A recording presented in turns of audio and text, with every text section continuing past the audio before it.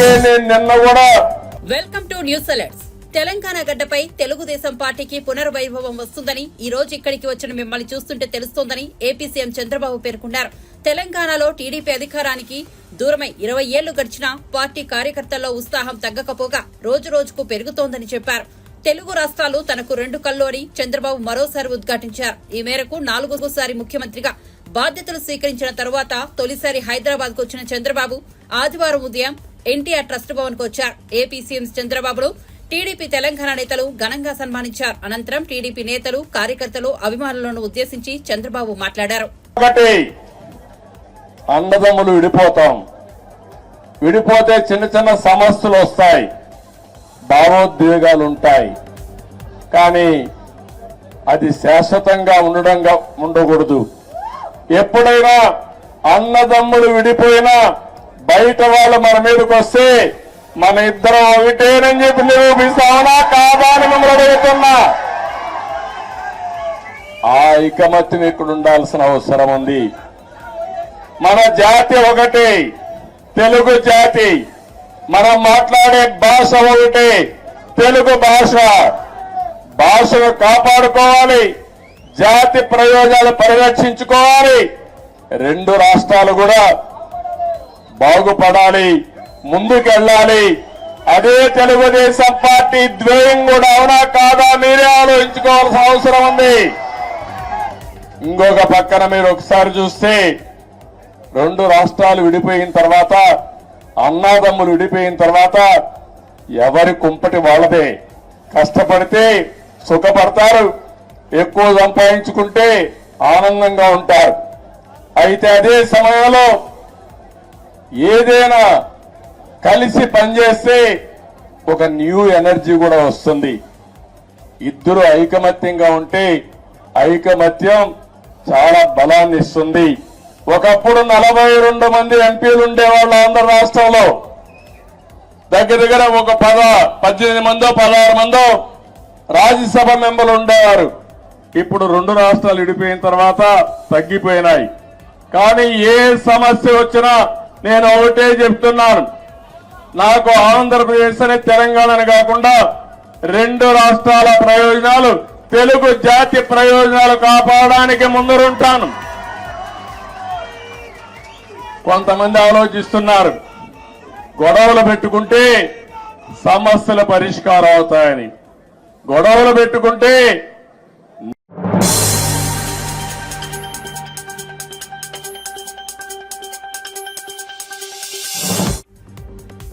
ISKCON temple ఆధ్వర్యంలో జరిగే జగన్నాథ రథయాత్ర ప్రారంభించారు సీఎం రేవంత్ రెడ్డి. ఎన్టీఆర్ స్టేడియం నుండి నాంపల్లి ఎగ్జిబిషన్ గ్రౌండ్స్ వరకు సాగే రథయాత్రను ఆదివారం నాడు ప్రారంభించారు రేవంత్ రెడ్డి. జగన్నాథునికి ప్రత్యేక పూజలు నిర్వహించిన సీఎం రథయాత్రను ప్రారంభించారు. ఈ కార్యక్రమం సందర్భంగా కట్టుదిట్టమైన భద్రతా ఏర్పాట్లు చేశారు పోలీసులు. రథయాత్ర జరిగే మార్గంలో ట్రాఫిక్ ఆంక్షలు విధించారు. జగన్నాథ రథయాత్ర నిర్వహించడంలో భాగస్వామ్యం కావడం ప్రభుత్వ బాధ్యత అని, ఈ కార్యక్రమంలో పాల్గొనడం తనకు కూడా మంచి అనుభూతిని కలిగిస్తోందని అన్నారు సీఎం రేవంత్ రెడ్డి. ఈ ప్రభుత్వం అందరిది. ఈ ప్రభుత్వం మత సామరస్యాన్ని కాపాడుతుంది.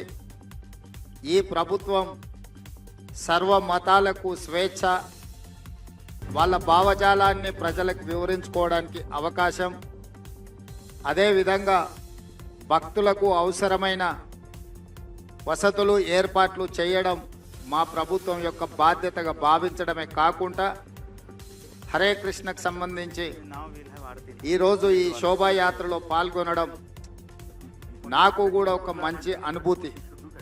ఎందుకంటే మా రాష్ట్ర ప్రజల యొక్క సుభిక్షం కోసం, ఈ రాష్ట్రం ప్రశాంతంగా ఉండాలి, సస్యశ్యామలంగా పాడి పంటలతో సుఖశాంతులతో వర్ధిల్లాలి అని ఇస్కాన్ సంస్థ ఏ విధంగా అయితే ప్రార్థన చేస్తుందో వారి ప్రార్థనలు మన తెలంగాణ రాష్ట్రానికి మేలు చేకూరుస్తాయని చెప్పి బలంగా నేను విశ్వసిస్తున్నా. అందుకే ఈరోజు సర్వమత సమ్మేళనంలో భాగంగా అందరినీ సమానమైన దృష్టితో చూడాలి. ఏ అవకాశం వచ్చినా ఇలాంటి కార్యక్రమాలను ప్రోత్సహించడం ద్వారా సమాజంలో హింసను తగ్గించి ఒక ప్రశాంతమైన వాతావరణంలో మానవ సేవే మాధవ సేవ అనే సూక్తిని అందరికీ చేరే విధంగా మా ప్రభుత్వం ప్రయత్నం చేస్తుంది. ఈరోజు సమాజంలో హింస, అదేవిధంగా మాదక ద్రవ్యాలు, రకరకాల వ్యాధులు ప్రజ్వరిల్లుతున్నాయి.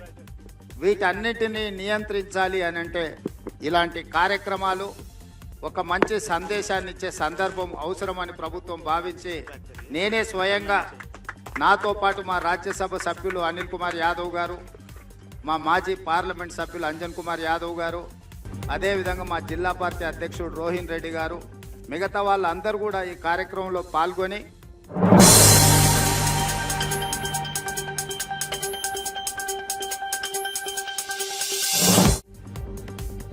పదేళ్లుగా పెండింగ్ లో ఉన్న విభజన అంశాల పరిష్కారం కోసం ఉభయ తెలుగు రాష్ట్రాల ముఖ్యమంత్రులు చంద్రబాబు, రేవంత్ రెడ్డి హైదరాబాద్ లో సమావేశమయ్యారు. ప్రజాభవన్ లో 1 గంట 45 నిమిషాల పాటు ఈ సమావేశం జరిగింది. సీఎంల సమావేశం ముగిసిన అనంతరం తెలంగాణ, ఏపీ మంత్రులు సంయుక్తంగా మీడియా సమావేశం నిర్వహించారు. తెలంగాణ డిప్యూటీ సీఎం మల్లు భట్టి విక్రమార్క మాట్లాడుతూ ఏపీ ముఖ్యమంత్రి చంద్రబాబు, తెలంగాణ సీఎం రేవంత్ రెడ్డి, తెలంగాణ నుంచి నేను, మంత్రులు శ్రీధర్ బాబు, పొన్నం ప్రభాకర్, ఏపీ నుంచి సత్యప్రసాద్, జనార్దన్ రెడ్డి, కందుల దుర్గేష్ అందరం ఈ సమావేశానికి హాజరయ్యామని వెల్లడించారు. ఈరోజు ఇక్కడ ఏర్పాటు చేయడం జరిగింది. అయితే గత 10 సంవత్సరాలుగా విభజన చట్టంలో పొందుపరిచినటువంటి అంశాలు ఇతరత్ర పరిష్కారానికి నోచుకునేటువంటి అతి ముఖ్యమైన అంశాలు కూడా వాటన్నిటికీ ఈ సమావేశంలోనే సమాధానాలు కానీ పరిష్కారాలు కానీ దొరుకుతాయని ఈ సమావేశం అనుకోలేదు. కాకపోతే వీటికి పరిష్కార మార్గాలు చూపించడానికి ఏదో ఒక విధానపరమైన నిర్ణయాన్ని, వ్యవస్థను ఏర్పాటు చేసుకోవడం అవసరం ఉంది. కాబట్టి ముందుగా 2 రాష్ట్రాల ముఖ్యమంత్రులతో సహా ప్రతినిధి బృందాలు అందరూ కూలంకషంగా చర్చించిన తర్వాత ఒక నిర్ణయాన్ని రావటం జరిగింది. ఆ నిర్ణయం ఏంటంటే, వీటి పరిష్కార మార్గాలు చూడటానికి ముందుగా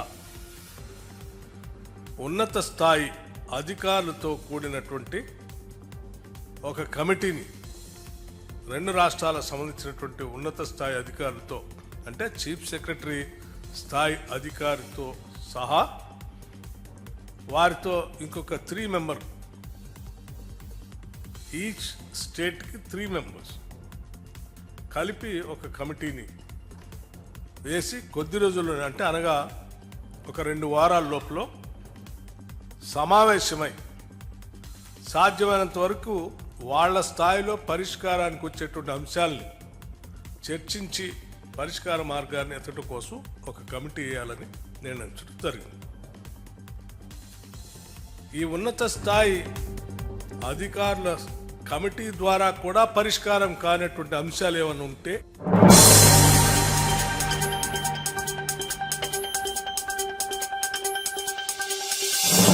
ఏపీ ముఖ్యమంత్రి చంద్రబాబు, తెలంగాణ సీఎం రేవంత్ రెడ్డి హైదరాబాద్ లోని ప్రజాభవన్ లో సమావేశమై విభజన అంశాలపై చర్చించడం తెలిసిందే. ఈ సమావేశం ముగిసిన అనంతరం ఉభయ రాష్ట్రాల మంత్రులు మీడియా ముందుకు వచ్చారు. తెలంగాణ డిప్యూటీ సీఎం మల్లు భట్టి విక్రమార్క మాట్లాడిన అనంతరం ఏపీ మంత్రి అనగాని సత్యప్రసాద్ మీడియాకు వివరాలు తెలిపారు. కూడా కులంకుశంగా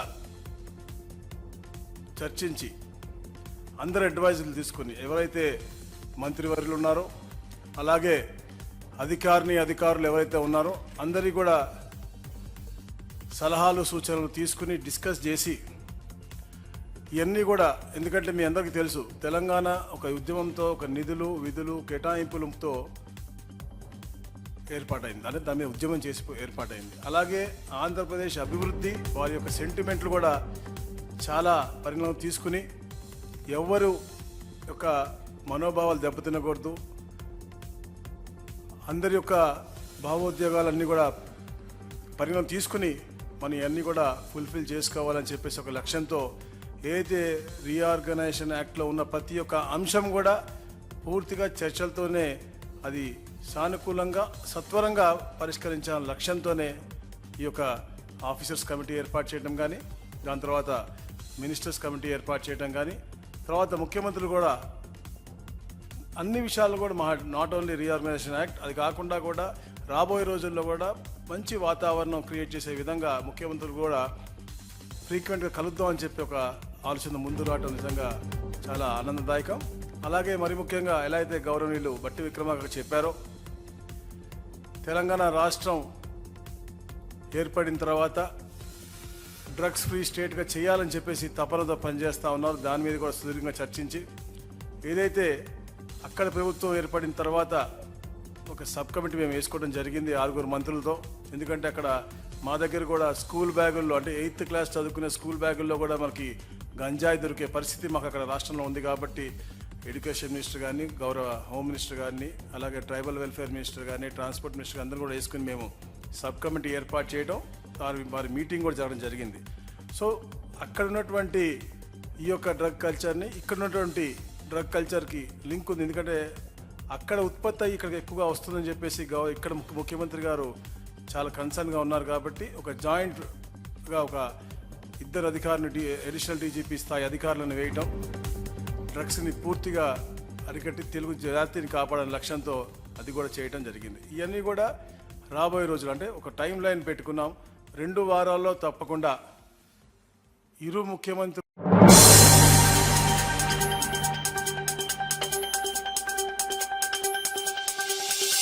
రెండు తెలుగు రాష్ట్రాల ముఖ్యమంత్రుల భేటీ శుభ పరిణామమని సిపిఐ జాతీయ కార్యదర్శి నారాయణ అన్నారు.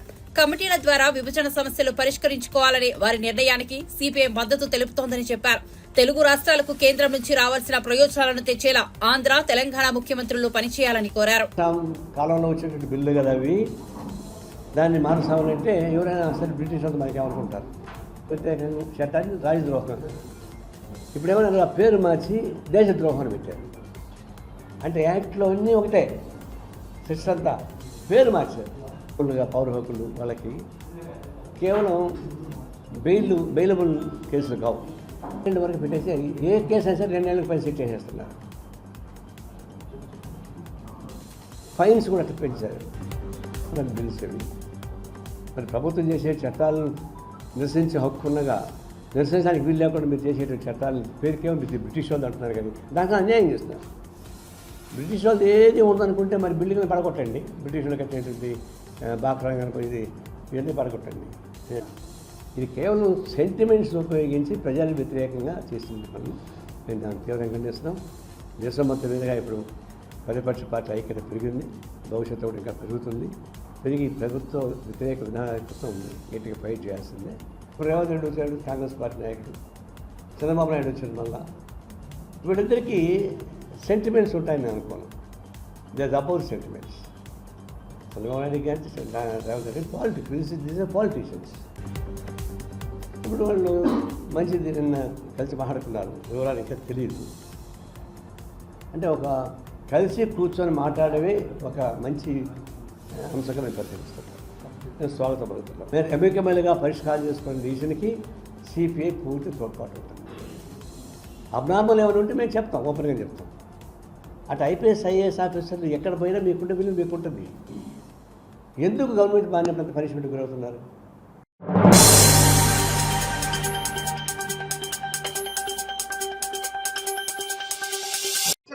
అనకాపల్లి జిల్లా రాంబిల్లి మండలంలో ఓ మైనర్ బాలికను హత్య చేసిన నిందితులను పట్టుకుని తగిన శిక్ష పడేలా చూస్తామని రాష్ట్ర హోంశాఖ మంత్రి వంగలపూడి అనిత తెలిపారు. ఇంట్లో ఉన్న 9 ఏళ్ల బాలికను అదే గ్రామానికి చెందిన 26 ఏళ్ల యువకుడు దారుణంగా హత్య చేసిన సంగతి తెలిసిందే. నిందితుడు హత్య చేసిన అనంతరం పరారీలో ఉన్నాడు. నిందితుడిని వెంటనే పట్టుకోవాలని జిల్లా పోలీసులను ఆదేశించినట్లు మంత్రి అనిత తెలిపారు.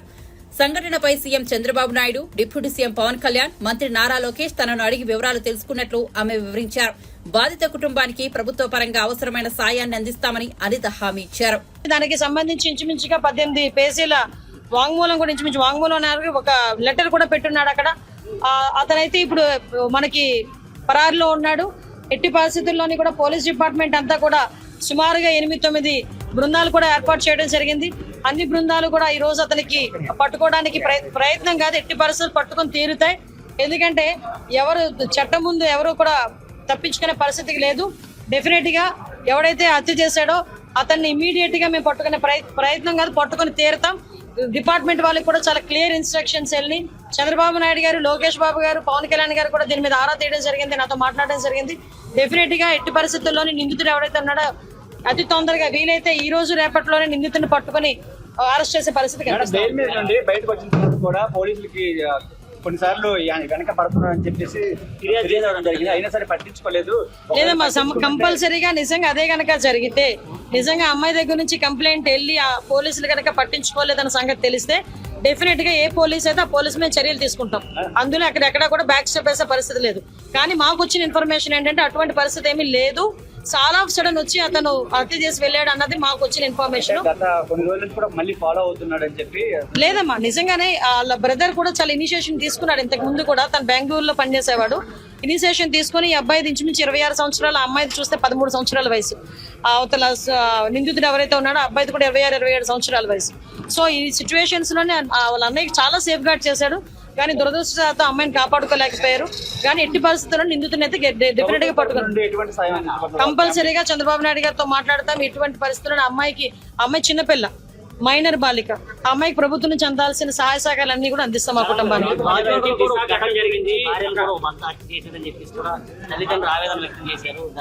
అమ్మ, విషయం ఏంటంటే మేము చాలా సందర్భాల్లో చెప్పున్నాము, చాలా సంఘటనలు జరుగుతున్న సందర్భంలో పోలీస్ డిపార్ట్మెంట్ వాళ్ళు కూడా చాలా ఫర్మ్ గా ఉన్నారు. లాస్ట్ టైం మీరు చూసారు, చీరాల సంఘటన జరిగిన తర్వాత సుమారుగా 36 గంటల నిందితులను పట్టుకుని మేము రిమాండ్ కూడా పంపించుకోవడం జరిగింది. ఎక్కడ ఏమి జరిగినా చాలా యాక్టివ్ గా పోలీస్ డిపార్ట్మెంట్ వాళ్ళు పనిచేస్తున్నారు. ఎక్కడ జరగకుండా ఉండే బాధ్యత కూడా తీసుకుంటున్నాం. వీటన్నిటికీ కూడా మూల కారణం గాంజాయి మత్తులో చాలా మంది చేస్తున్నారు, డ్రగ్స్ మత్తులో చేస్తున్నారు. కాబట్టి వాటిని పూర్తిగా ప్రక్షాళన చేయడానికి ఒక కేబినెట్ సబ్ కమిటీని కూడా ఏర్పాటు చేసుకుని మొన్ననే మేము టాస్క్ ఫోర్స్ కూడా ఏర్పాటు చేయడానికి కూడా సిద్ధంగా ఉన్నాం. ఒక టోల్ ఫ్రీ నెంబర్ అన్ని కూడా ఏర్పాటు చేస్తాం.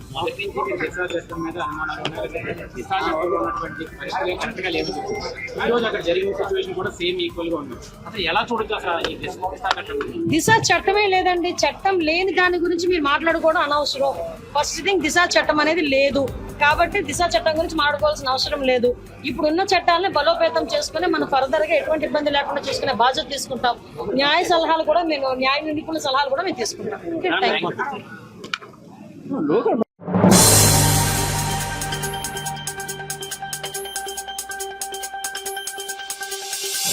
మాదాపూర్లోని రాయదుర్గం ది కేవ్ పబ్ లో కీలక విషయాలు వెల్లడించారు Madhapur DCP.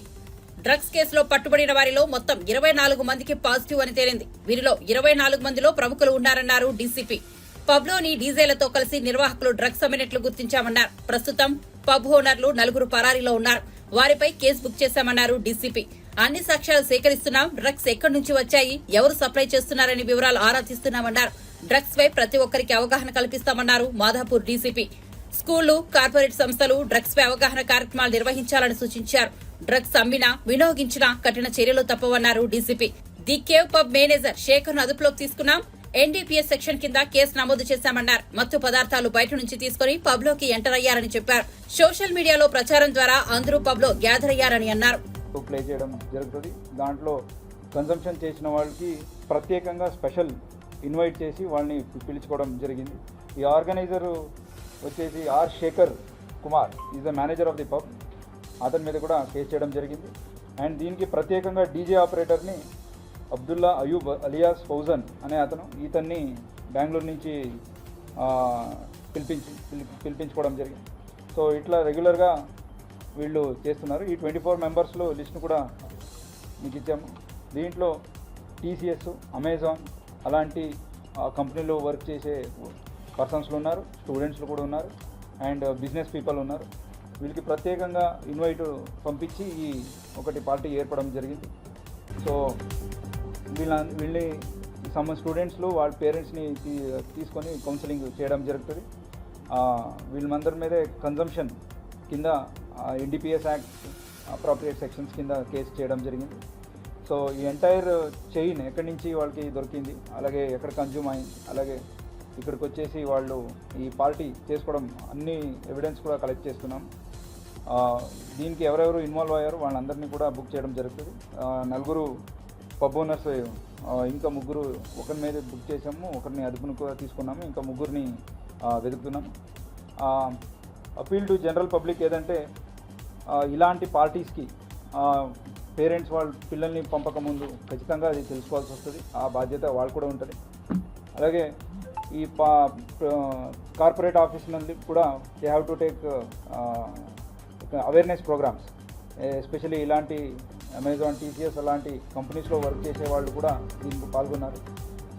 It's a request from entire police side and that ఇలాంటి ఏదైనా తెలిస్తే వాళ్ళే వాలంటరీగా వచ్చేసి de addiction and whatever is available for them ఆ హెల్ప్ కూడా పోలీసు ఇవ్వడం జరుగుతుంది.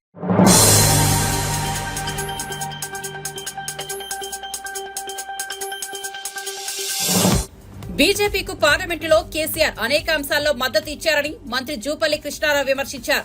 ప్రతి సందర్భంలో రాజకీయం చేశారని ఆగ్రహం వ్యక్తం చేశారు. హైదరాబాద్ లో నిర్వహించిన మీడియా సమావేశంలో ఆయన మాట్లాడారు. రాష్ట్రంలోని 16 ఎంపీ సీట్లు గెలిచి కేసీఆర్ ప్రధాని అవ్వాలని కలలు కన్నారు.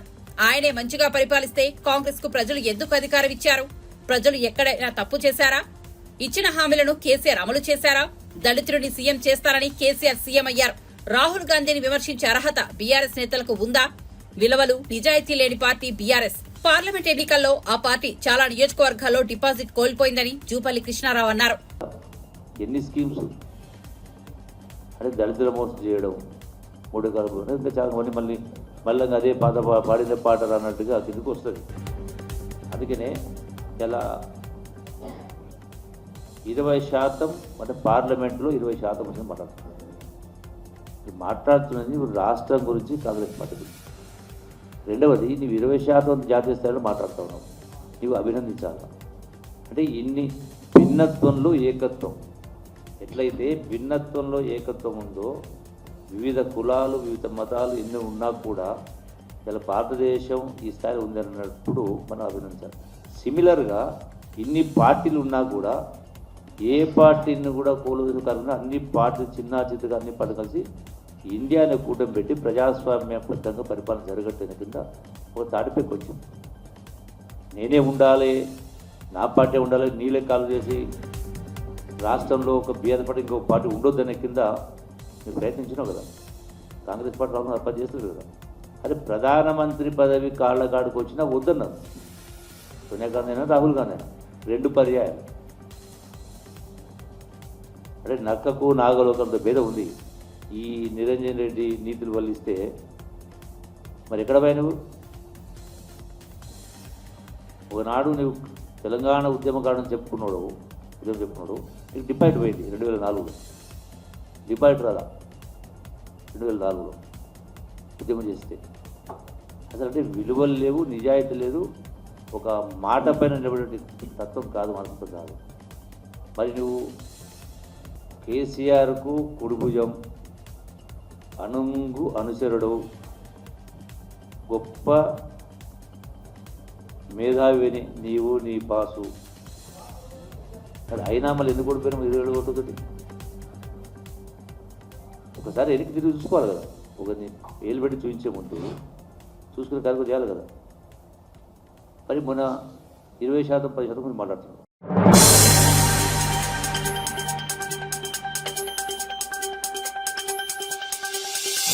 తన భర్త రాజకీయ కుట్రకు బలి అయ్యారని ఢిల్లీ సీఎం కేజ్రీవాల్ భార్య సునీత ఆరోపించారు.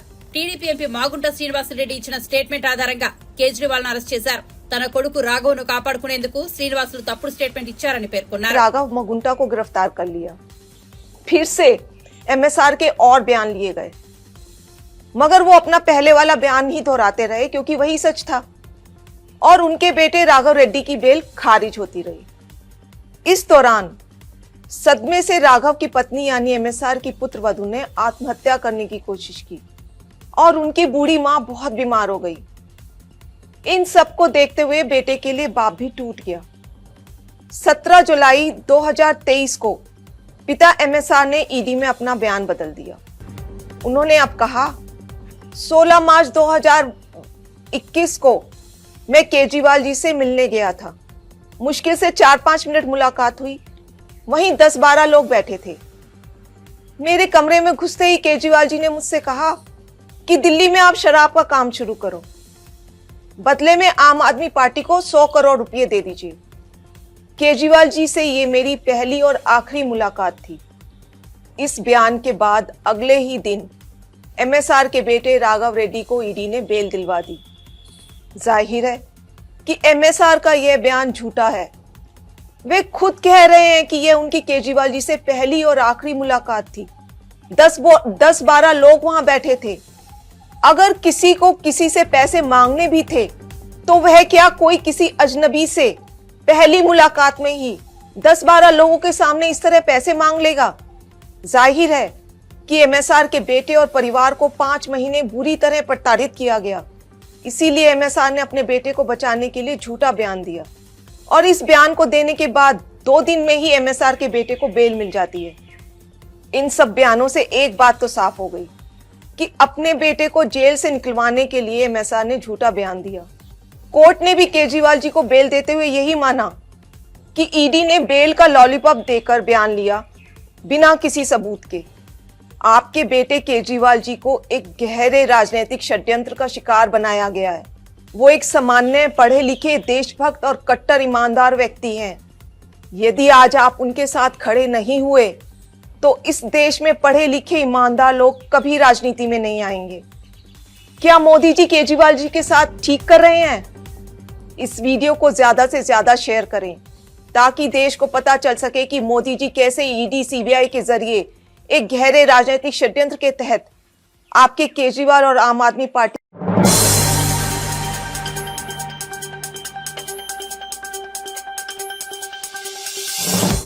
గత కొన్ని రోజులుగా హీరో రాజ్ తరుణ్ పై తీవ్ర ఆరోపణలు చేస్తున్న షార్ట్ ఫిల్మ్ నటి లావణ్య తాజాగా మరోసారి మీడియా ముందుకు వచ్చారు. రాజ్ తరుణ్ నుంచి తనకు ప్రాణహాని ఉందని ఆందోళన వ్యక్తం చేశారు. హీరోయిన్ మాల్విని పెళ్లి చేసుకోవాలనుకుంటున్న రాజ్ తరుణ్ తనను వదిలించుకోవాలని ప్రయత్నిస్తున్నాడని ఆరోపించారు. అండ్ వాళ్ళ హోటల్ స్టే ఇస్తాను, ఇంకా ఇంతకంటే ఇంకేం చెప్పాలి నాకు తెలియదు. నేను మీడియా ఏవండి, ఇప్పుడు రాజ్ తరుణ్ నేను బ్లాక్మెయిల్ చేస్తాను అంటాడు. ఇప్పుడు ఒక అన్యాయం జరిగితే ఎక్కడికి వెళ్తాం? పోలీసుల దగ్గరికే కదా వస్తాము. నేను పోలీస్ స్టేషన్కి వెళ్తాను అంటే అతను బ్లాక్మెయిల్ చేస్తున్నావు అని అంటాడు. న్యాయం కోసం ఇంకెక్కడికి వెళ్ళాను. అవును, అది దానికి కాల్ రికార్డింగ్స్ కూడా నా దగ్గర ఉన్నాయి. ఆ మెసేజ్ మాల్వి మల్హోత్రా వాళ్ళ తమ్ముడు చెప్పాడు, రాజ్ కూడా చెప్పాడు. ఇప్పుడు నువ్వు మళ్ళీ లోపలికి వెళ్తే బయటికి కూడా రావు అని చెప్పాడు. పర్టికులర్గా రాజ్ తరుణ్ నోట్ల నుంచి వచ్చిన డైలాగు వాళ్ళ డాడీ హిమాచల్ సీఎం ఫ్రెండ్, నువ్వు కేసు పెడితే వాళ్ళు పెట్టరు, లేకపోతే నువ్వు గొడవ చేస్తే వాళ్ళు చేయరు అనుకుంటున్నావా? ఇమీడియట్గా నెక్స్ట్ సెకండ్ నువ్వు లోపలికి వెళ్తావు అని బయటికి కూడా రావు. ఇది రాజ్ తరుణ్ నాకు ఇచ్చిన. అవును అని అండి, ఏవండి 8 నుంచి ఫ్రెండ్ అయ్యాడు.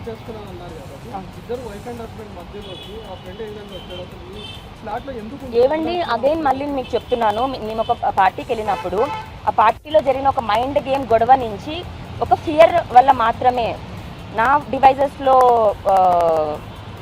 ఏమంటారు వీడియోస్ తను కాపీ చేసుకున్నాడో లేకపోతే ఎవరో కాపీ చేసుకున్నాడో లేకపోతే తనవి నేను తీసుకున్నాను అన్న ఒక ఇష్యూస్ వల్ల, అండ్ అది కోర్టులో ఉంది, అది మేము సాల్వ్ చేసుకుంటాం. దయచేసి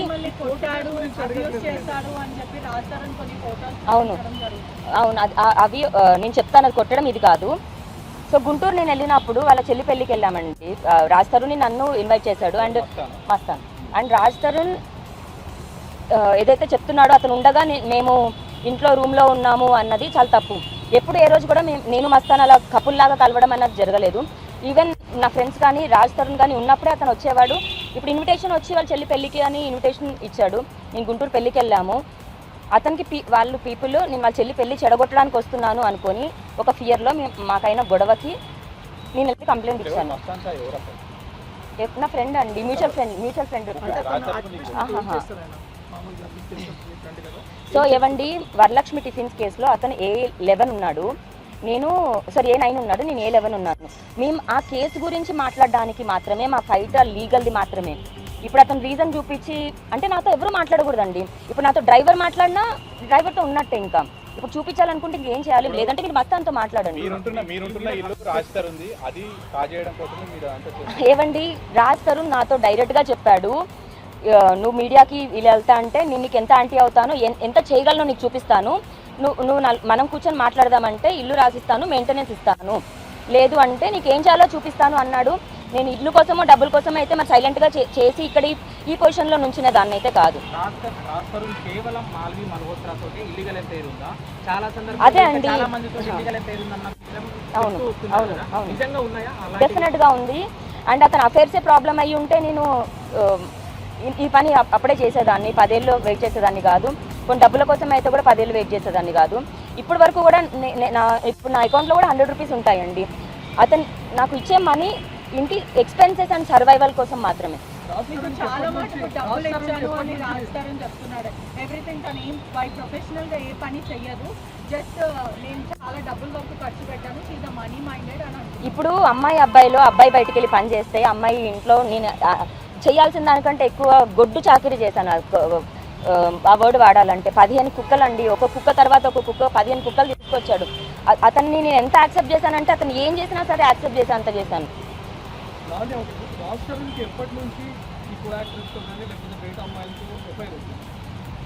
సో టు బి హానెస్ట్ అంటే నాకు ఇంత జరిగాక నా లైఫ్ రోడ్డుని పడ్డాక నేను ఏది దాచుకోదలుచుకోలేదు. లవర్ సినిమా నుంచి స్టార్ట్ అయిందండి, 2017-18 అనుకుంటా. ఇంకా అప్పుడే మాకు గొడవలు. అవును ఏవండి, ఖండించడమే. అదే నేను అతన్ని ప్రేమించి తప్పు చేశాను కదా.